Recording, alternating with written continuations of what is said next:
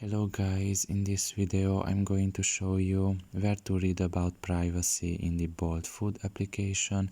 The first thing you need to do is enter the app. Once you are done with that and you are in the home page, you should look at the bottom of your right corner and there you will find your profile. Press on it. And here in this page you should just press on the fifth option, which is About. And here you can just select the fifth option once again in this page, which is Privacy. And after waiting a little bit, you can read about the privacy here. You can see the categories such as rides, micromobility, delivery, other. You can just select one. And you can just select a subtopic here.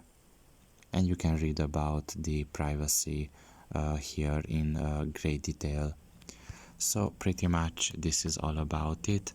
I hope this video was helpful to you. Thank you for listening and see you next time. Bye bye.